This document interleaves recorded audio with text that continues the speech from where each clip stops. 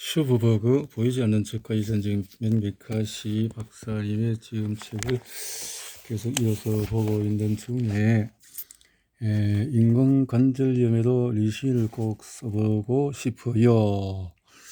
리신이라는 연구가 이 록펠러 재단에서 이 기학에 쓰임을 받는 피시티 박사님에 의한 연구로 이어져 나오고 있는 것 같네요. 오늘 저녁에 이 박사님을 만나는데, 리신은 실험실에서 효과가 있어 보였지만 사람에게도 효과가 있다는 보장은 없었다. 그래서 우리는 임상시험을 통해서 다음과 같은 중요한 답을 찾고자 했다. 리신이 엄청난 염증 또는 알레르기 반응을 일으킬 것인가? 그 물풍선에 많은 구멍을 내면 어떻게 되는가? 우리는 잠시 불편한 표정으로 서로를 응시했다. 저건 탄저균이에요. 내가 탄저균 이야기는 하지 않았네요. 시선을 따라서 피세티가 표지를 가리켰다.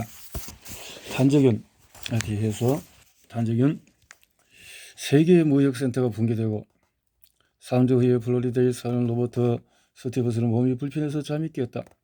이 남자는 거의 잠을 자지 못했고 열과 오한에 시달렸으며 토하기까지 했다. 아내 모리는 웨스트 판비치 집 근처에 있는 병원 응급실로 난변을 데려갔다.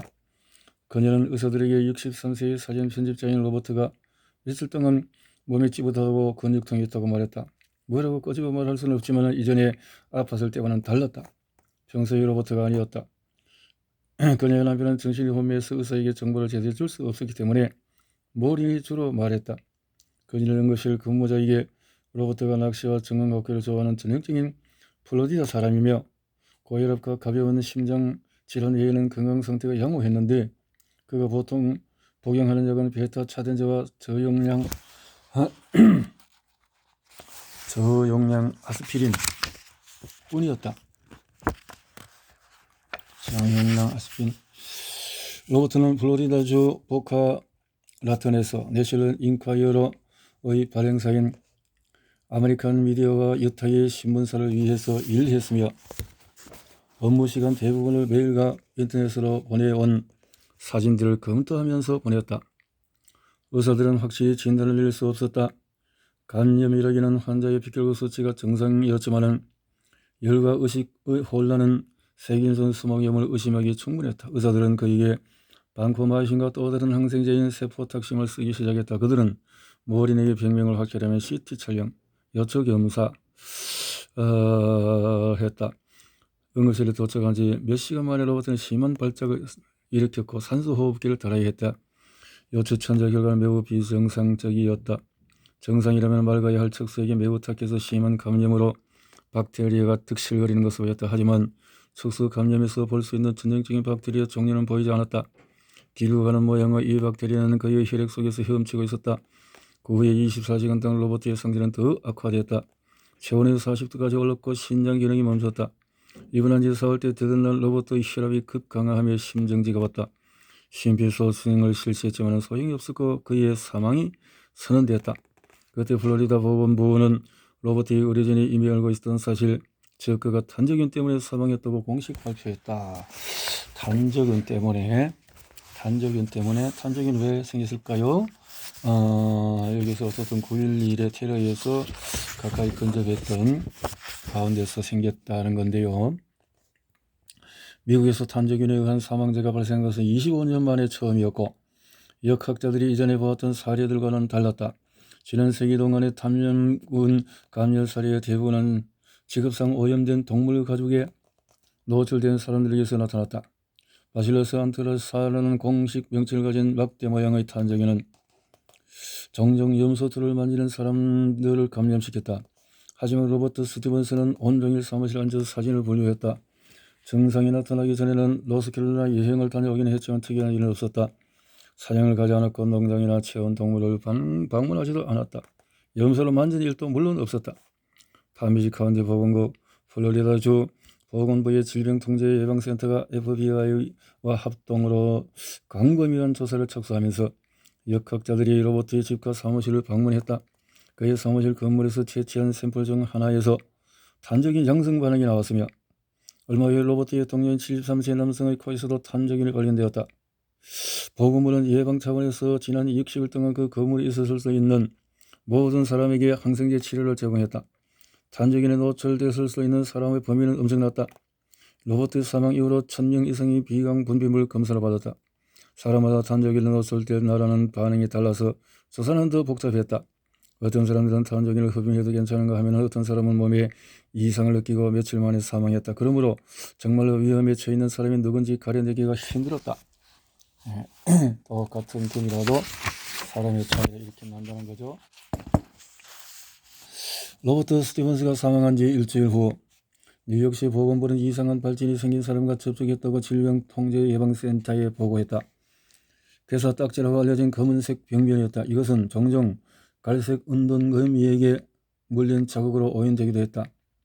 단단하게 부어오르고 진물이 흐르는 개서 딱지가 생기는 원인은 오직 한 가지, 탄저균이다. 그 보고를 받은 얼마 후에 질병통제예방센터는 한 영아의 왼쪽 팔에 검은색 발진이 빠르게 번지고 있다는 통보를 받았다. 탄저균은 오랫동안 생물학 테러의 무기가 될 수 있다고 여겨졌는데 미국 내에서 가장 밀접한 도시에 탄저균이 나타난 것이다. MBC라는 38세 여성이 가슴에도 나타났다. 그녀는 배달된 수상한 편지를 만졌다고 했다. 편지를 만졌어? FBI는 NBC 배달된 봉투와 뉴욕타임스에 배달된 봉투에 플로리다주 서인을 시켰고 필적도 비슷하다고 했다. 며칠 후 상원 원내 톰 대실 의원이 자신의 사무실에서 탄저균이 발견되었다.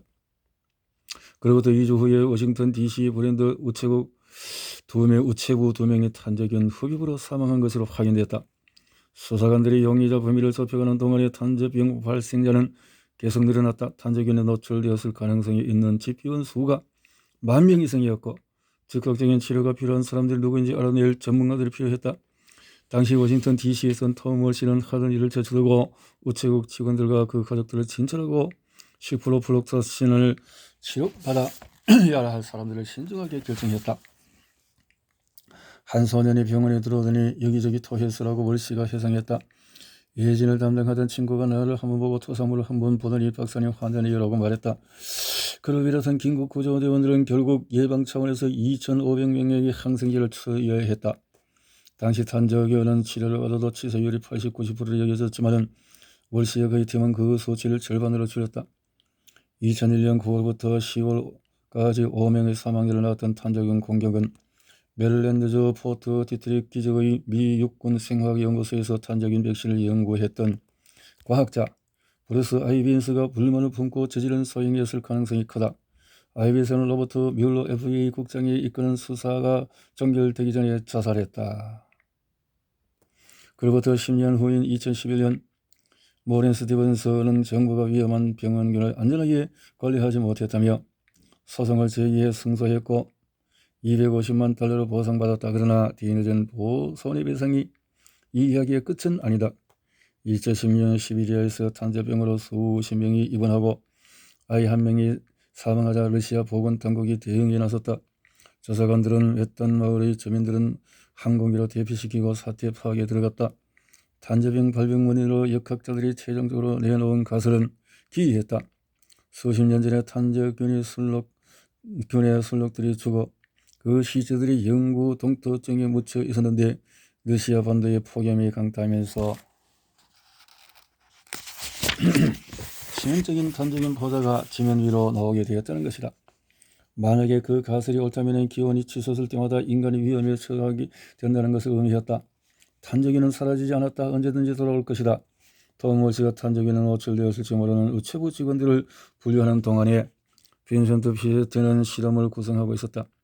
록펠러 대학의 그의 연구팀은 탄저균을 감지하고 파괴해줄 리신을 개발했고 그 발견으로 그는 지금 내가 그 연구실에 있는 네이처 표지에 실리게 되었다. 네이처는 그의 연구 이렇게 전했다.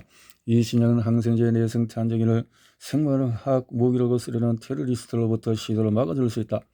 또는 오염된 장소를 빠르게 확인해줄 휴대용 탐지기로 만들어질 수도 있다. 피셰트는 컴퓨터에 영상 파일을 띄우면서 내게 보라고 선언했다. 이것이 탄저균입니다. 그 화면에 뜬 회색 직사각형을 가리키며 말했다. 그리고 이건 리신입니다. 마우스 왼쪽 버튼을 2번 클릭하자 탄저균이 물풍선처럼 터졌다. 영상이 재생되는 동안에 나는 휴대전화로 네이처 기사를 훑어봤다. 그의 연구팀은 몇 주 안에 동물 실험을 시작할 계획이다. 피시트는 3년 안에 약을 비축할 수 있으리라고 예측한다. 훌륭한데요. 이 약을 환자들에게 쓸 수 있나요? 아니면 임상시험에서요? 나의 질문에 피시트가 고개를 저었다. 안 된다는 건가요? 그 기사는 15년 전에도 써인 것이었다. 그동안 진전이 있었지 않았을까? 피시트는 말없이 영상만 제시할 뿐이었다. 근데 이것을 왜 못했을까요? 응? 왜 못했을까요? 달바위에 도착. 나는 박테리아를 터뜨릴 안전한 방법이 있다고 동료들을 설득하면서 나눌 대화를 상상했다. 나는 피시트의 연구실을 나와서 월실을 보러 걸어가는 짧은 시간 동안에 리신 임상시험을 설명할 다양한 방법들을 고려했다. 물풍선 비유로 시작하면 적당할 듯 했다. 구멍을 내야 될 너무 많은 구멍을 내면 안 된다라고. 월시는 항상 내놓고 소리를 알아맞힌다. 나는 2번 연속으로 세게 놓고라는 특징을 갖고 있었고 그 소리를 듣자마자 들어오게 맷이라고 소리친다. 나는 흰 코트를 벗으면서 그의 연구실로 들어섰다. 월시는 연구로 보내는 시간의 대부분이라 직접 환자를 진료하지 못해 아쉬워할 때가 종종 있다. 나는 짬이 내면 그를 관여시킨다. 또 다른 칸디다 아우리스 환자가 있어서 일단 미카풍긴을 쓰려고 합니다. 내가 회의용 탁자에 앉아 말했다. 우리 둘 다 곧 그 항균제가 듣지 않으려는 것을 알고 있었다. 이원하는 시넥세스사에서 만든 새로운 항균제를 쓸 준비를 하고 있었다. 나는 리신 이야기를 꺼내기 전에 내 환자들부터 검토하고 싶었다. 나는 목록을 꺼냈다. 어디 보자. 연조 중염 환자가 한 명 있어요. 달바 임상시험 대상자가 될 수도 있겠네요. 오늘 드디어 달바가 도착할 겁니다. 호흡곤란으로 입원한 소방관도 있어요. 무언가를 흡입했겠죠. 그런데 그에게 굉장한 사연이 있더라고요. 월시의 눈썹이 꿈틀렸다. 그는 뉴욕 소방대 소방관인데 9.11 테러 때에 뉴욕 소방대에서 세계무역센터의 사무실에 있던 모든 사람을 로비를 내려가게 했답니다. 그리고 그 자리에 가만히 있으라고 했대요. 저런. 하지만 21층에 있던 한 청년 여성이 건물 밖으로 데리고 나가 달라고 고집을 부리더랍니다. 그래서 그녀를 어깨에 들쳐매고 북쪽으로 세 블록 밖으로 내려다 주었어요. 그런데 그들이 나간 지 6분 후에 빌딩이 무너졌답니다. 나는 잠시 혁일을 멈추고 그 끔찍한 순간에 사람들이 어떻게 대응해야 했는지 생각했다. 도니는 그의 장비를 챙겼고 톰 월시는 스탠호프 호텔에서 자원봉사들을 모았다. 그 후에 이 환자는 PTSD 외상후 스트레스 장애를 겪었죠. 모든 사람이 죽은 게 자기 탓 같고 소속 소방대의 생존자가 자신뿐인 사실도 힘들었다고 합니다. 나는 물을 한 모금 마셨고 월시는 얼굴이 찡그렸다. 3개월 후에 그는 전화 한 통을 받았습니다. 그 여성의 전화였죠. 그녀는 당신이 내 목숨을 구해줬어요 라면서 감사의 뜻으로 저녁을 대접하겠대요. 역시 목숨을 인사했답니다. 그가 약속 장소에 나갔더니 그녀의 온 가족이 감사 인사로 왔고요. 저녁을 먹는 동안에 그 여성의 딸과 친해졌대요. 어떻게 됐을 것 같아요? 둘이 사랑에 빠졌고 결혼했고 자녀도 여럿 두었다고 해요.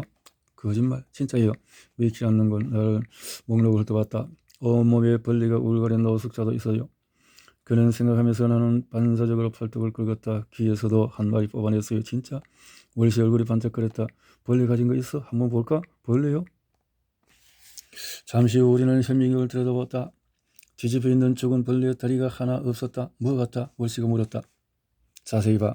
진드기는 아니고 기생충도 아니고 뭘까? 어림푸시합니다. 월시가 미소를 지었다. 한스 진서 이와 역사에서 발전 티버스가 1차 세계대전 중에 미군을 비롯해서 역사 전반에 엄청난 영향을 미쳤다고 기술했지.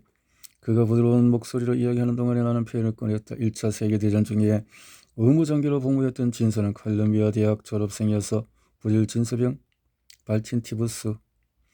월시가 즉흥 강의를 할 때 주위 사람들이 예상치 못한 미개적 공간으로 실내가 조용했다. 마지막 한 소리를 계속 한 걸음 한 걸음 나간다. 가끔 난기류를 만나기도 한다. 그 얘기는 너무나 명백하지만은 천천히 설명해서 나는 진서라는 이름을 급히 적어두었다. 그때 내 휴대전화에 진동이 울렸다. 내 환자 중에 한 명이 브론코스 출신의 스티븐이라는 남자가 미열로 응급실에 들어왔다는 문자였다. 그는 결합조직의 염증 질환인 루푸스와 아편 중독을 앓고 있었다. 대체로 옥시컨틴이 떨어지면 병원을 찾는 그를 지난해 6번 내가 진료해 주었더니 응급실에서 그의 방문을 내게 알려주곤 했다. 나중에 계속해줘요. 나는 의식 어깨를 토닥인 뒤 자리를 떴다. 스티븐의 병실에 들어가 보니 젊은 의사들이 그를 둘러싸고 있었다. 그는 영양 부족에 지쳐 보였다. 볼은 홀쭉했고 목의 정맥이 뛰는 것이 선명히 보였다. 그는 더 이상 내가 기억하던 활기찬 사람이 아니었다. 파란 성냥개비 같았고 가슴은 한쪽으로 치우쳐 있었고 스티븐은 3가지 항생제를 투여받았고 이루어지는 4번째 항생제를 처방해야 할 줄 알고 싶어 했다. 항생제 처방은 더 이상 하지마. 감염은 아닌 것 같아.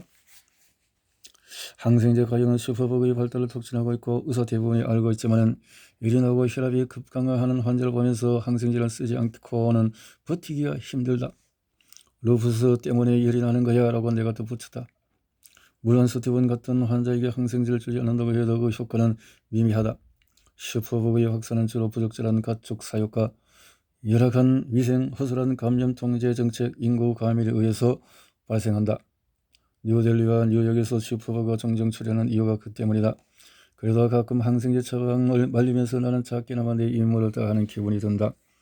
달바 임상시험에서 정반대 입장이 될 것이다. 나는 환자들이 항생제 투약에 동의하도록 설득하려 애써야 한다. 어떤 환자에게도 써보지 않았던 항생제 효과가 없을지도 모를 신약의 사용에 동의하라고 나는 설득해야 한다. 응급실에 스티븐을 친절한 지 몇 시간 후에 첫 번째 달바 공급분이 도착했다.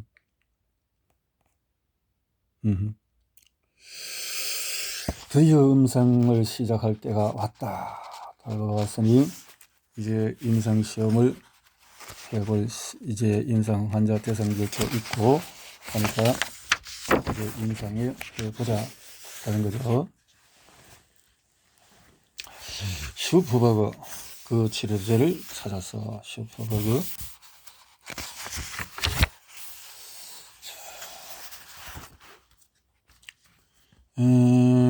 슈퍼버그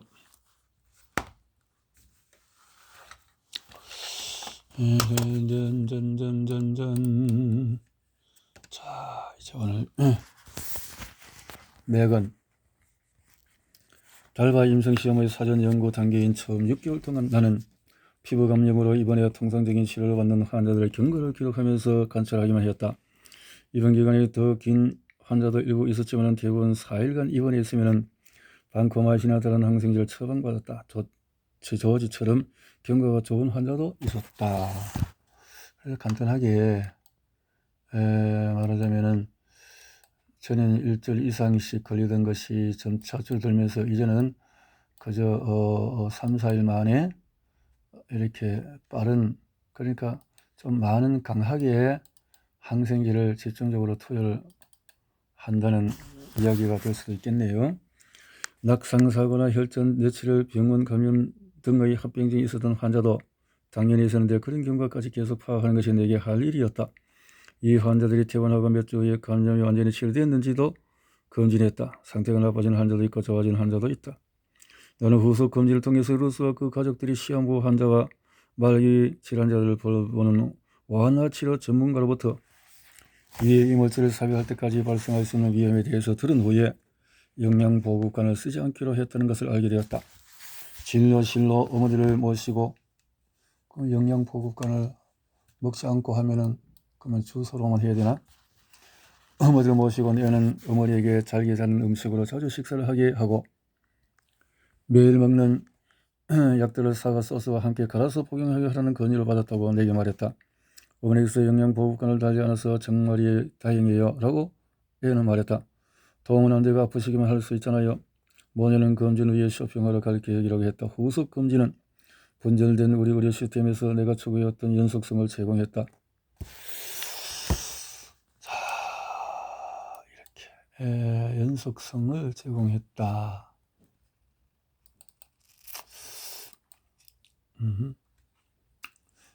이렇게 많이 뜨지? 천연 소노벨에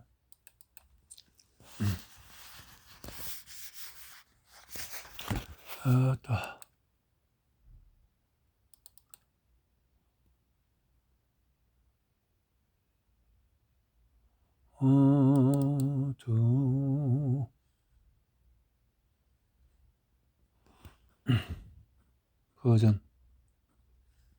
버전에서 참가를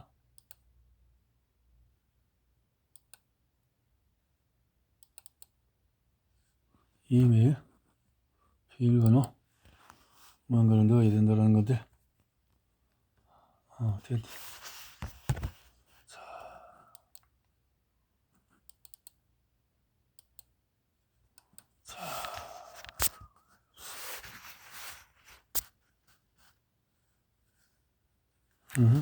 자, 이렇게 넘어갔어. 자, 동원한 데가 아프시게만 했을 수 있잖아요. 아프시게만 했잖아요. 모면은 검진을 위해서 쇼핑을 하루 길을 계획했지만 후속 검진은 조지는 애완동물을 키우던 앵무새와 제외했다고 임상시험에 사례비는 사용했다.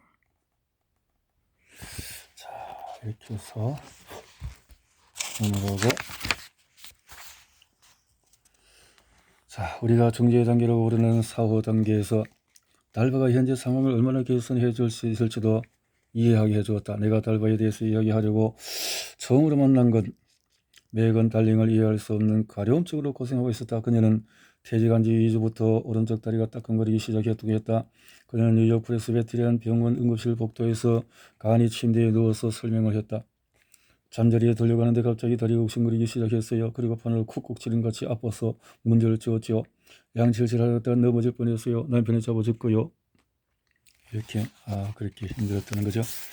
냄새가 감염의 종류를 알려주기를 바라며 숲이 연쇄상 고기는 버터스카치 향이 날 수 있고 시어도마나 속에는 포도향을 풍겼다 하지만은 매건의 다리에서 아무 냄새도 나지 않았다.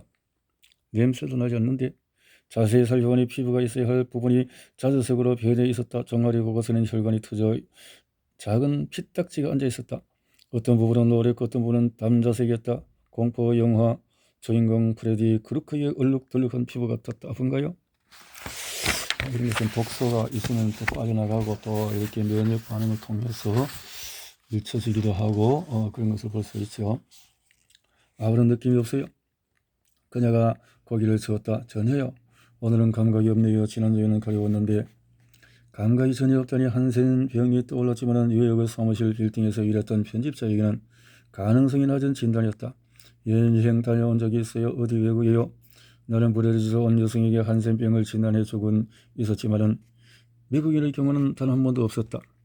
디즈니밖에 안 갔는데요. 이렇게 해서 이제 추적해 보는 거죠. 나중에 남편이 베나드빌 알레르기 약을 먹으라고 설득했다. 끌고 다니까요. 그런데 베나드빌 복용은 더 심해졌어요. 그렇죠. 이런 것들은 더 들어가면 놀랍네요라고 내가 말했다. 간과 신장질환, 몇몇 암 등 다양한 질환이 심한 가려움을 유발하지만은 대부분 베나드릴 같은 항히스타민제를 복용하는 차도가 있다. 나는 불안해하는 매건의 얼굴을 살폈다. 지금 한센병이나 악성정령을 언급할 때가 아니었다. 선생님은 저도 놀랐다. 그래서 이게 많이 가렵다는 것은 간이나 콩팥이나 또 암이라든가 이런 게 있을 때는 이것이 또 밀어내는 또 반응을 통해서 엄청나게 가려울 수도 있다는 것이고 피부에 여러 가지 터지는 문제도 있고 남편이 11일 전에 저를 떠났어요. 그녀가 오른손으로 눈을 가리며 흐리기 시작했다. 갑자기 그녀는 나를 보며 한숨을 쉬었다. 죄송합니다. 나는 그녀를 안아주려다가 멈췄다. 응급실은 잠시 위로를 해주기 힘든 장소였다. 괜찮아요. 안아주셔도 돼요. 매건은 미소를 지으려고 애쓰며 미안해 하지 마세요. 그녀의 정세에 대해서 이런저런 이야기를 하다 보니까 동리서와 거리가 먼 대화만 오갔다. 매건은 남편이 떠난 지 일주일 후에 다리에서 피가 흐르자 마침내 조치를 만났다고 했다. 그 선생님이 다리에서 진물 흐르는 게 걱정스럽다고 했어요. 그 말을 듣는데 갑자기 감정이 북받치더라고요. 눈에서는 눈물이 흐르고 다리에서는 진물이 흐르고 하염없이 흘렸죠. 많은 일이 있었으니까요. 이야기를 털어놓는 그녀에게서 슬픔과 동시에 부끄러워하는 마음, 자신의 몸 일부가 망가졌다는 깊은 당혹감이 계속 느껴졌다. 의사를 찾아가지 않고 안으로 움츠들었던 이유도 그 때문이었다. 나는 동의서를 꺼내서 임상시험에 대해서 자세히 설명했다. 그녀는 흔쾌히 참여하겠다고 했지만 상황을 복잡하게 만드는 요인이 하나 있었다. 그녀의 정세는 10만 명당 1명꼴로 발생하는 괴저성 농피증에 가까웠다. 보통 한 해에 한두 명의 환자에게서 나타나는 질병인데 이렇게 심해지는 일은 결코 없으며 가려움증을 유발하는 사례도 적었다. 괴저성 농피증에 대한 궤양 일부에서 포도상 고균과 연소상 고균이 발견되었으므로 달과가 도움을 될 수도 있겠지만 이 병을 완전히 뿌리 뽑지는 못할 것이다. 의사들은 괴저성 농피증의 치료법을 확신하지 못했지만 스테로이드를 줘서 치료에 성공한 이들도 있었다. 솔직히 말해주세요. 메건의 눈물을 흘리면서 말했다. 바로 대답했다. 그녀의 피부는 6개월 전 화상병동에서 처리했던 사례를 떠올리겠다. 그때 나는 병원의 의료윤리위원회에 일론에서 부러질 여성을 만나달라고 요청받았다. 그녀는 남편이 바람을 휘었다는 사실을 알고 몸에 휘발유를 붓고 성냥을 걷는 바람에 전신의 80% 화상을 입었다. 수술팀은 생명의 지장이 없는 선에서 죽은 피부를 최대한 제거했지만 결국 완화치를 선택해야 할지 잠시 이렇게 했다라는 거죠. 그녀는 이야기하면서 점점 화기를 띄었다. 하지만 몇 분 후에 다시 다리를 빤히 쳐다보면서 한참 말을 멈추고 어디까지 이야기했는지 있는 모습을 보였다. 나는 환자들이 자신의 삶 속으로 나를 끌어들이는 방식에 놀라워하며 천천히 숨을 쉬었다.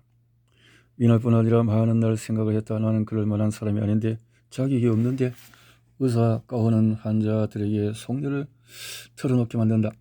사람들은 가장 친한 친구와 가족에게도 절대 털어놓지 않는 사실을 내게 들려준다. 나는 플로리다 근교의 가톨릭 가정에서 정기적으로 고해 성사를 하면서 자랐는데 지금 나는 고해소의 반대쪽 신부님의 자리에 앉아있는 기분이다. 참 이렇게 많은 환자를 다루다 보면 이렇게 상담자가 되기도 하고 고해 성사를 받는 신부가 되기도 하고 그렇게 되는 참 상황이 의사의 이 일이다라는 것이 생각이 되어지는군요. 나의 만트라. 나는 메건에서 작별 인사를 한 후에 그녀의 파일을 검토하러 연구실을 올라갔다. 어떻게 생각하세요? 연조적 위험은 아닌 것 같습니다. 동감의 박테리아 중독? 메건에게 소식을 전하러 응급실로 들어갔다. 30분 나는 텅 빈 연구실로 와서 마우스를 슬쩍 누르자 환해졌다. 종이에 베인 상처? 종이에 베인 상처? 종이에 베인 상처가 이렇게 심각해질 수가 있나? 그것은 이미 몸에 온갖 바이러스가 있기 때문에 혹은 독소가 그것을 이길 수 있는 독소를 이길 수 있는 몸이 아니기 때문에 경구용 항생제라는 감염 증세에 계절 안 되는 임상시험 대상 이렇게 썩어져 들어간다 이 말이죠. 완전히 뭐 당뇨인지 뭔지 뭐 이렇게 썩어 들어가는데 나는 음악을 껐다. 요즘에서 나는 나의 멘토가 닮아가고 있지만은 음악 취향은 그렇지 않다. 월강에서 나타나는 조금의 행정곡처럼 기분이 가라앉혀졌다. 때때로 나는 업무의 무게에 짓눌리고 임상 시험의 요구와 메일로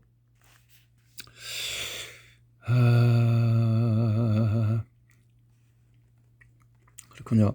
의사라는 위치는 남다르다. 나는 의료진의 극심한 필요에 대한 글을 써왔고 이렇게 의사들의 어떤 상태가 스트레스 속에서 이 일을 해나간다는 거죠. 나는 다큐멘터리를 즐겨본다. 부모님의 영향 탓인지는 알 수 없지만 다큐를 통해서 여러 가지 저널리스트 지사 다양한 것을 통해서 공감대를 느낀다는 거죠.